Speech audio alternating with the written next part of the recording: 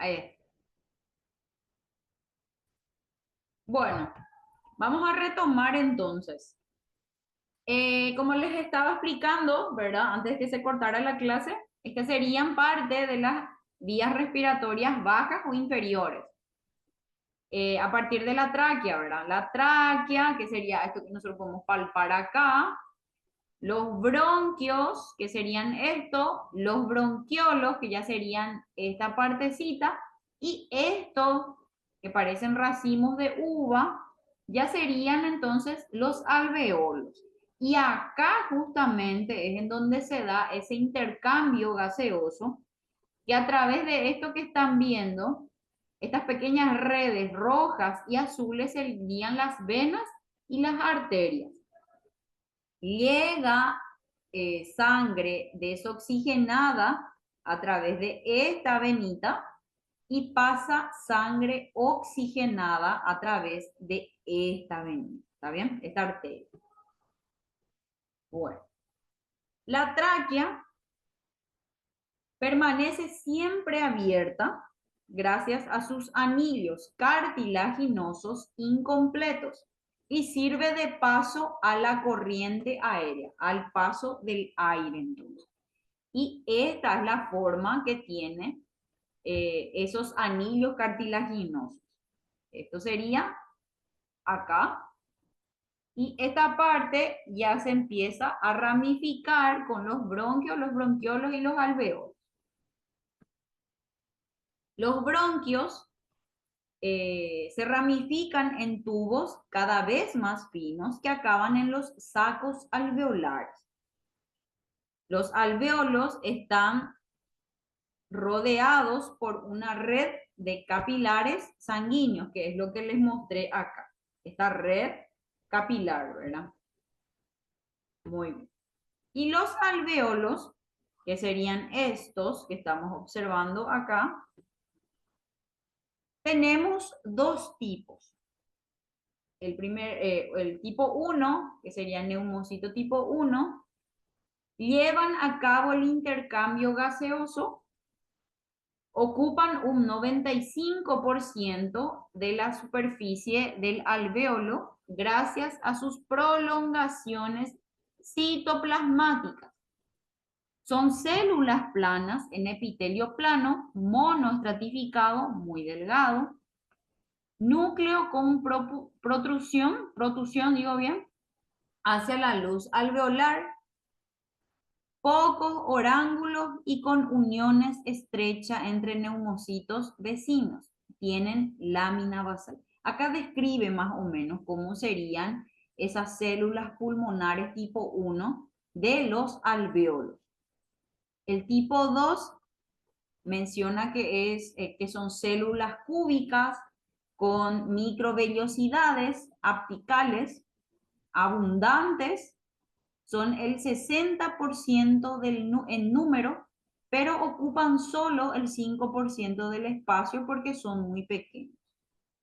No hacen el intercambio gaseoso, sino que intervienen en la distensión y recuperación del tamaño de los alveolos mediante la síntesis y secreción de surfactante, que es un agente tensoactivo formado por fosfatidilcolina o fosfatidilglicerol y componentes proteicos. Estas reducen la tensión superficial. Como mencioné, más o menos está describiendo a estas células, tanto la tipo 1 como la tipo 2, que están dentro de los alveolos o que forman parte de estos alveolos. Los músculos respiratorios.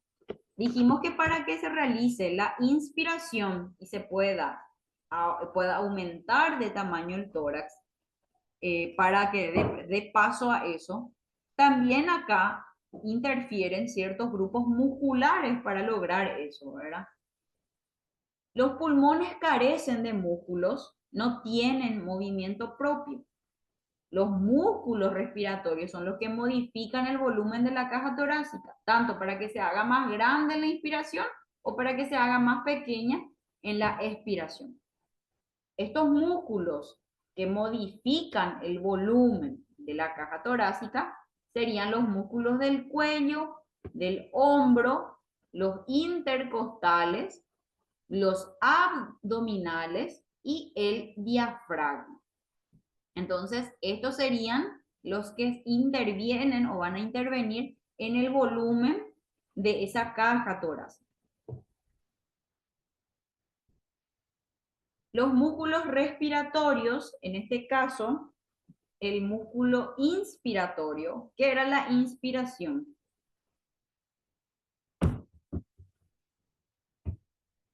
¿Qué era la inspiración? Cuando tragamos aire. Cuando ingresa aire, ¿verdad? Cuando ingresa aire. Y cuando ingresa aire, ¿qué pasa con la caja torácica? ¿Se hace grande o se hace chico? Se hincha. Se hincha, se hace grande, ¿verdad? En ese caso, estos son los músculos que permiten que justamente se ensanche ese tórax. Sería el diafragma, los intercostales externos, que serían estos, los escalenos, que serían acá en el cuello, y el esternocleidomastoideo. El esternocleidomastoideo sería este sería el tendón de ese músculo, acá más o menos se observa. El famoso me sopló viento que dice la gente, ¿verdad? Que no puede girar su cuello porque le duele, ¿verdad? Ese sería el esternocleidomastoideo, el que usualmente se contractura en ese caso, ¿verdad? No es que le sopló viento, sino que sufrió una contractura. Entonces, estos 4 músculos son los que se encargan entonces de que yo, al inspirar aire, al meter aire a mis pulmones, mi tórax se ensancha. Ahora, el movimiento contrario, el efecto contrario. Cuando yo saco aire de mis pulmones, se produce la expiración, sacamos. En ese caso, el que trabaja, el grupo muscular que trabaja para que yo pueda realizar eso y el volumen de mi tórax vuelva a su normalidad, serían los intercostales internos y la pared abdominal. Por eso es que hoy día se escucha mucho el tema esto de los ejercicios hipopresivos, que justamente se da mediante la respiración. Muy bien.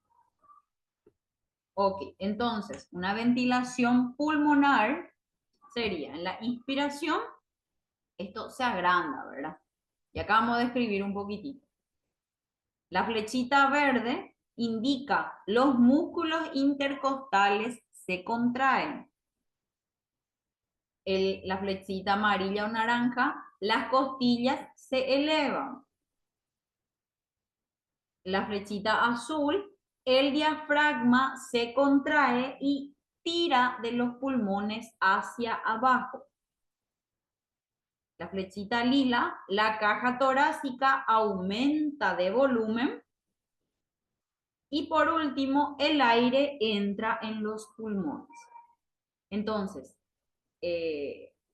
la contracción es lo que va a permitir que se genere ese movimiento, ¿verdad? Entonces, se contraen los intercostales y el diafragma.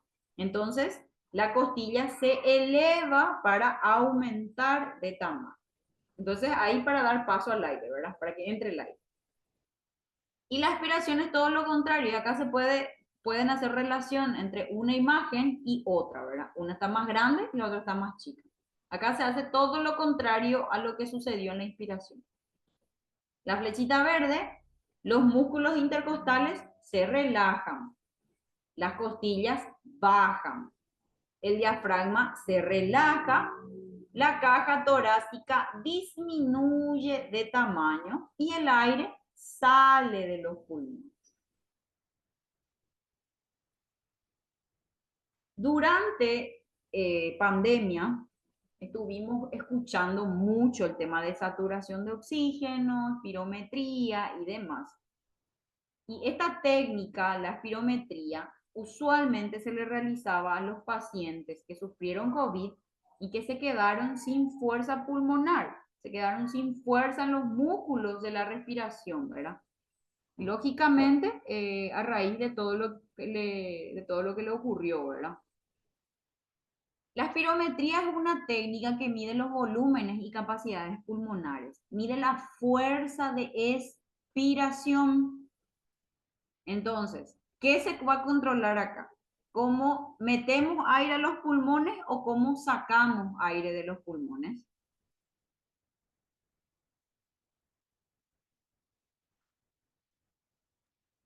¿Podrías repetir otra vez la pregunta, si se puede, profe? Yo creo que cómo metemos aire en los pulmones. No. Es ¿Cómo quitamos, profe? ¿Cómo ¿Cómo se expulsa el aire? exactamente, Maya. ¿Cómo sacamos aire de los pulmones? Porque dice espirometría, expirar, sacar, ¿verdad?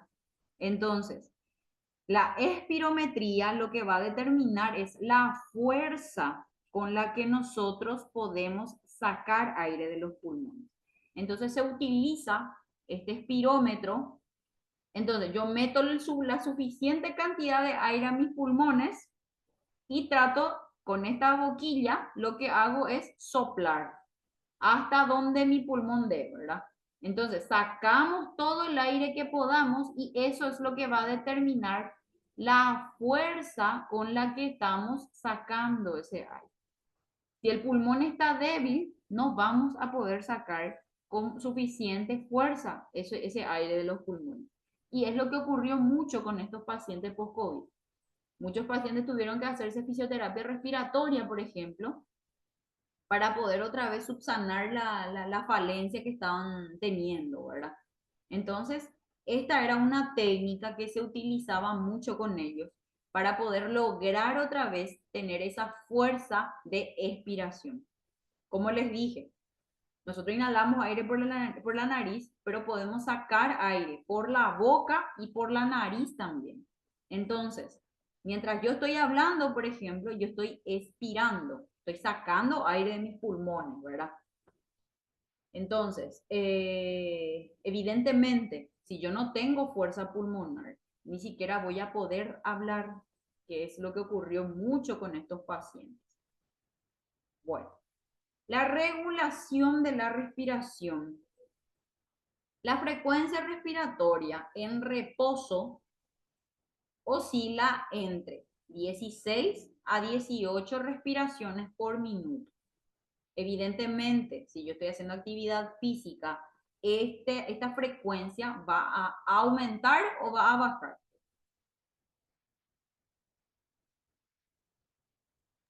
Va a aumentar. Va a aumentar. ¿Por qué? Porque va a necesitar mayor cantidad de oxígeno para suplir para llevar a cabo o ejecutar la actividad física que está realizando, ¿verdad? Entonces, tiene que meter más aire, más cantidad de aire a los pulmones para que se pueda oxigenar mejor. Porque cuando yo hago actividad física, la circulación sanguínea también aumenta, se acelera, el corazón late más rápido, hay mayor cantidad de flujo sanguíneo circulando, entonces va a necesitar mayor cantidad de oxígeno para poder oxigenar todo, ¿verdad? Entonces va a aumentar esa frecuencia respiratoria. Si esta frecuencia respiratoria es inferior a 16 o es muy superior a 18 en reposo, ya podemos hablar de una bradipnea cuando hay una disminución de este valor o una taquipnea cuando ya es un aumento exagerado de esa respiración. Entonces, algo está fallando y ahí la homeostasis otra vez está alterada, ¿verdad? La frecuencia y la profundidad de las respiraciones se adaptan a las necesidades de un aporte suficiente de oxígeno a las células y la eliminación de dióxido de carbono. El famoso que estamos ahí de ¿verdad? Ese suspiro que solemos decir es porque no le está llegando suficiente cantidad de oxígeno a alguna célula. Entonces, hace ese reflejo el cuerpo para poder oxigenar mejor, ¿verdad? Bueno, está mal tipeado, un incremento de la tasa metabólica incrementa la frecuencia respiratoria. Cuando hablamos de aumento de la tasa metabólica, puede ser cuando estamos comiendo, porque hay un mayor requerimiento, ¿verdad? Entonces, cuando estamos comiendo o estamos haciendo actividad física, va a alterarse esa tasa metabólica, evidentemente. Entonces, ahí, como les mencioné antes, va a requerir un aumento de esa frecuencia respiratoria. Bueno, el control de la respiración. ¿Me están siguiendo hasta acá? ¿Están entendiendo o ya le estoy mareando? ¿Se entiende, profe? Muy bien. Bueno, el control de la respiración. Existen dos mecanismos principales de control. El control nervioso, que es el responsable de la ritmicidad de los ciclos respiratorios. ¿Qué quiere decir ritmicidad? Que sea constante, pero esté en ritmo, ¿verdad? Por ejemplo, el respirar de este modo. O sea, yo estoy respirando normal. Cuando se altera el ritmo, ya sería cuando estamos muy agitados, ¿verdad? En reposo, siempre esto se controla en reposo. Cuando tengo una respiración muy acelerada, muy agitada, ahí estamos hablando de entonces, de un ciclo respiratorio arrítmico. Está alterada mi respiración, ¿verdad? Control químico, que es la que modifica la frecuencia y la profundidad respiratoria. Acá, por ejemplo, ya podría intervenir en el caso de que estemos haciendo ejercicio. Dado un cierto periodo de tiempo, qué sé yo, Maya está trotando ahí por Ñuguazú y de repente, qué sé yo, ya completó sus 20 minutos, sus 30 minutos, entonces empieza a caminar nomás ya hasta irse hasta su auto, poner. Entonces, durante ese intervalo de trayecto, ahí todo tiene que volver a la normalidad. No puede seguir, por ejemplo, en 20 o 25 su frecuencia respiratoria, porque ahí ella ya va regulando. Entonces, ahí esa regulación, al modificarse esa frecuencia, entonces de eso se va a encargar ese control químico de la respiración. Entonces tiene dos mecanismos, nervioso y químico. El nervioso entonces es el que se encarga del ritmo, de que todo esté controlado, de que no esté demasiado rápido tampoco la respiración o muy pausada la respiración. O también el control químico, que es el que va a regular. Estaba full haciendo actividad física, entonces tiene que aumentar, tiene que acelerar la frecuencia.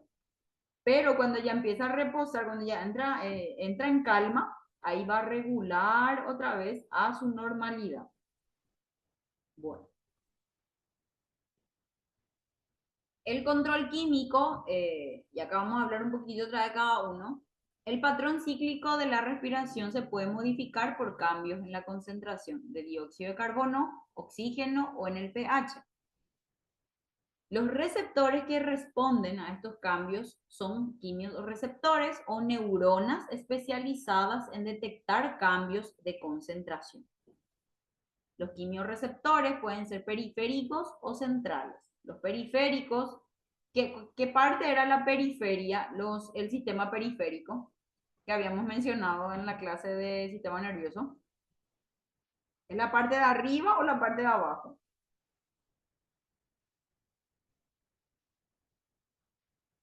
Hacia abajo, profe. Hacia abajo. Y la central, evidentemente, arriba. Entonces, estos quimiorreceptores periféricos van a detectar cambios de presión de oxígeno o de presión de dióxido de carbono de forma directa, rápida. Y la central quimiorreceptora va a detectar cambios en la presión de dióxido de carbono de forma indirecta por ciertos cambios de pH y no detectan cambios de presión de oxígeno. Esta es la diferencia entre ambos. Efecto de las emociones en el dolor y el dolor, digo bien. Aquí encontramos a nuestro sistema límbico y al hipotálamo. Estos son los controles, el centro de control de nuestras emociones. el sistema límbico y el hipotálamo. Si hay un dolor continuado, va a aumentar la frecuencia respiratoria. Vamos a estar más agitados justamente por ese dolor. El dolor súbito, que es la apnea temporal, o sea, la apnea es la ausencia de respiración, pero menciona apnea temporal, o sea que es por un momento nomás. Y las emociones fuertes, como llorar, por ejemplo, también hace que aumente la frecuencia respiratoria. Entonces, estas emociones y tanto el dolor también puede modificar esa frecuencia respiratoria, independientemente a que hagamos o no ejercicio o a que estemos en reposo. Yo puedo estar en reposo, pero tener un dolor súbito, un dolor de la nada, ¿verdad? O puedo tener, qué sé yo, un dolor continuado, qué sé yo, me está doliendo la cabeza y eso puede ocasionar ese aumento de frecuencia respiratoria. O, qué sé yo, me estoy acostando a llorar, ¿verdad? Entonces, lo mismo. Hay una modificación en esa frecuencia respiratoria también y depende de las emociones y el dolor. Muy bien. El efecto de la presión arterial y el movimiento corporal también puede incidir. Los receptores de presión, que serían los vasoreceptores, cuando aumenta la presión arterial, disminuye la respiración. Entre los receptores de posición y tendones y músculos, que son los propioceptores, el ejercicio, en este caso el estiramiento de tendones y músculos, que es lo que se logra gracias al ejercicio, hace que aumente la respiración. Entonces, en estas dos situaciones, tanto en la presión arterial como en la recepción de posición o de ejercicio, va a haber también una alteración de la respiración. Menciona que cuando aumenta la presión arterial va a disminuir la respiración. En teoría necesita más oxígeno, ¿verdad? Pero disminuye automáticamente. Y en el caso de los ejercicios, evidentemente, como mencioné con varios ejemplos, va a hacer que aumente esa respiración. Bueno, y por último, para terminar, los términos respiratorios, para que vayan teniendo también en cuenta. Eupnea, que es la respiración confortable en reposo, la respiración normal, ¿verdad? La disnea, que es la sensación de dificultad para respirar, por ejemplo, puede ser patológico o a raíz de un ejercicio muy intenso. Parece que te falta aire, ¿verdad? El famoso piyuku como dice la gente. Apnea sería la interrupción de la respiración, puede ser voluntario o puede ser por una depresión del sistema nervioso central. Apnea voluntaria es cuando yo dejo de respirar, ¿verdad? Voluntariamente, así como dice su nombre. Hiperpnea sería el incremento en la respiración, puede ser en volumen o ritmo, en respuesta a un aumento del metabolismo. En este caso, el ejercicio. Hay una hiperpnea, entonces, cuando yo hago mucho ejercicio. Hiperventilación, cuando hay un incremento en la respiración, tanto en volumen o ritmo, sin aumento del metabolismo. O sea que no hace falta que yo esté haciendo alguna actividad física para que yo hiperventile, para que yo esté muy agitada en cuanto a mi respiración, ¿verdad? Como por ejemplo, emocional, el llanto, como mencionamos, hay veces que estamos llorando, no sé si alguna vez les pasó que de tanto que están llorando ya les falta el aire, ¿verdad? Ese famoso, las criaturas usualmente lloran así. O cuando estamos soplando e inflando un globo también. Y la hipoventilación, que es todo lo contrario, sería la reducción de la ventilación alveolar. No hay una buena distribución de gases, de intercambio de gases, tanto oxígeno como dióxido de carbono. Eso suele darse más en los pacientes asmáticos. Tienen una deficiencia en cuanto a esa ventilación alveolar. No hay una buena captación y distribución de gases en el alveolo. Bueno, ¿tienen alguna preguntita hasta acá? ¿Se entendió bien? No, profe, sí. Sí, sí, profe. Ok, bueno. Este Power yo ya lo sé en la plataforma también. Ahora les voy a dictar el cuestionario de la clase anterior y de esta clase. Pero van a hacer todos juntos nomás, ¿está bien? Voy a abrir un ratito. ¿Ya tienen todos dónde escribir? Sí. Mm, Sí. Ok.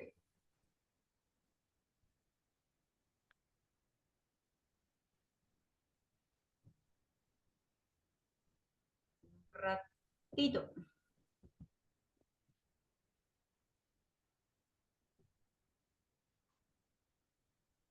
Aquí, Jehová, vengo opo.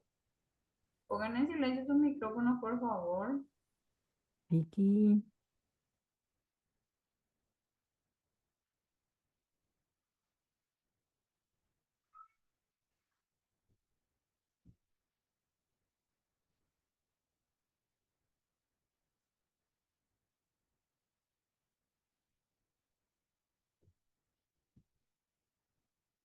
Bueno, van a poner la fecha de hoy, van a escribir fisiología.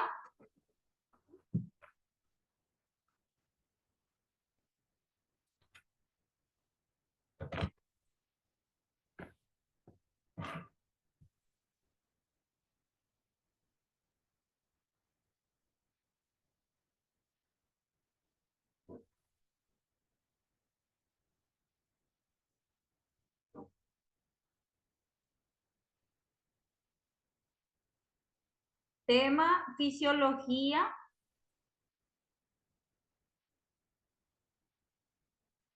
Fisiología del sistema circulatorio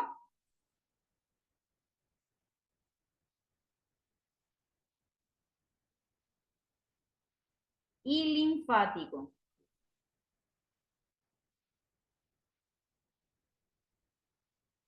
Fisiología del sistema circulatorio y linfático. ¿Está?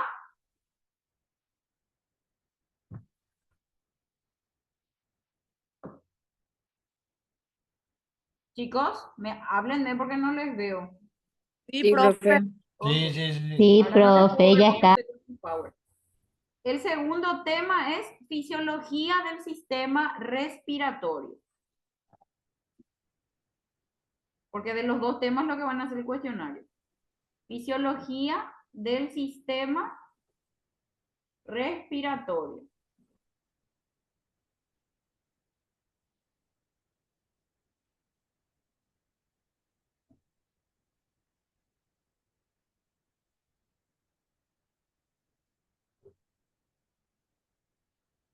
¿Está? Sí. Ok, Sí. ok.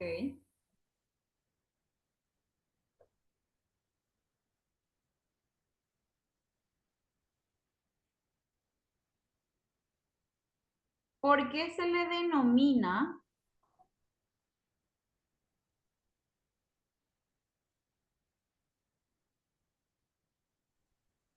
Profe, repetí, por favor. ¿Por qué se le denomina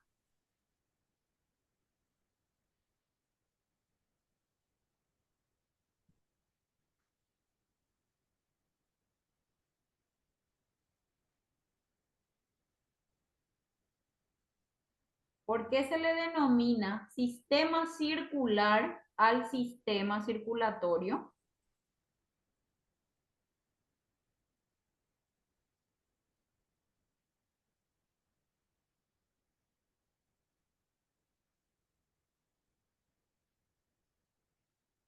Al sistema, profe. Circulatorio.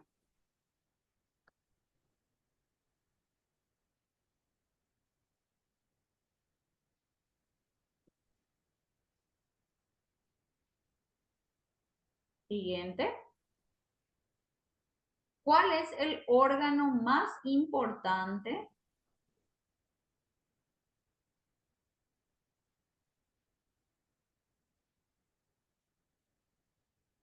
¿Cuál es el órgano más importante del sistema circulatorio?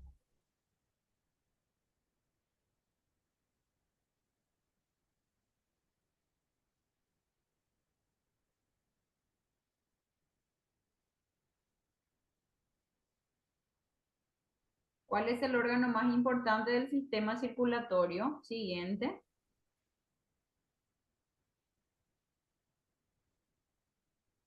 ¿Cuáles son los vasos sanguíneos?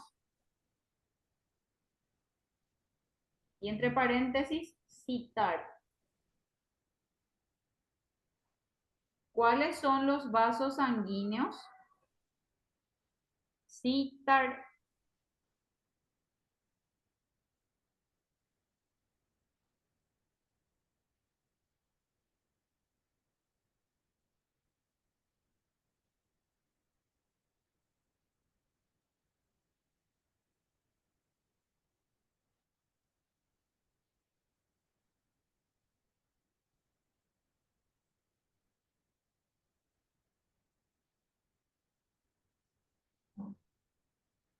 Siguiente. Otro, profe. ¿De dónde salen las arterias y qué llevan?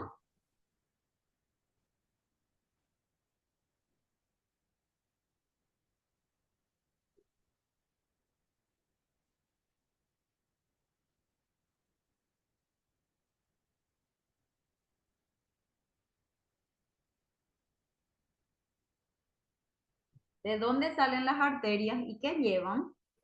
Siguiente. ¿Qué llevan las venas?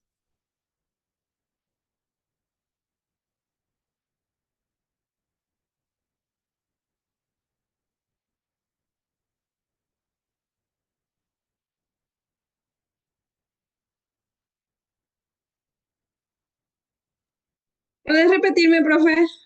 ¿Cuál? El 5 porque lloró mi bebé. ¿Qué llevan las venas?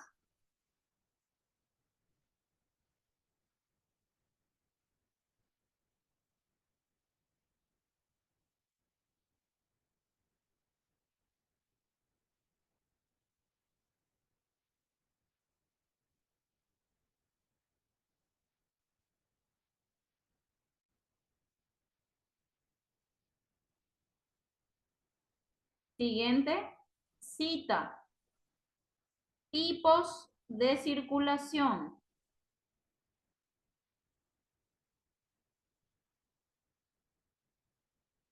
Cuatro son, para que tengan en cuenta.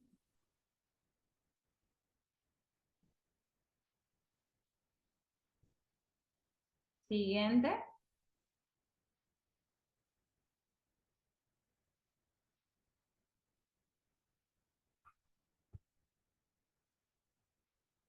Un ratito.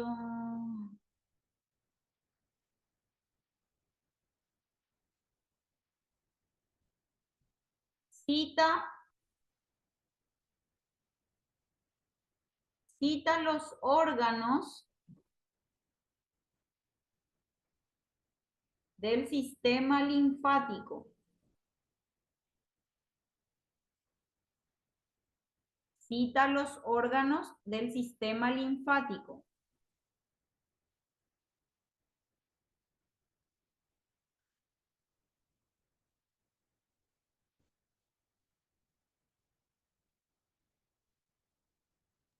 ¿Dice cuánto hay, profe?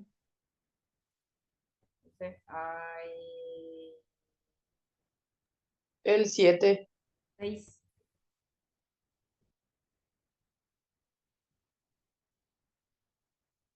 Siguiente.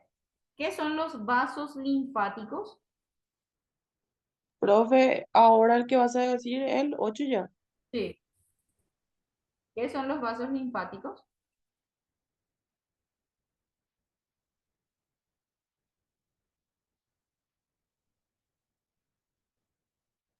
Profe, Sí. permiso. 10 yo ya tengo. No sé 9 si hice recién. malo. No, 8 ¿Ah? recién estamos. Ahora le voy a dictar el 9. Ya, hice mal entonces.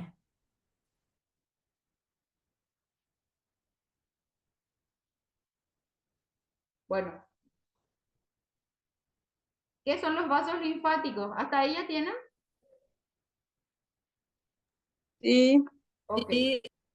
y profe. El 9. ¿Cuál es la función de los vasos linfáticos?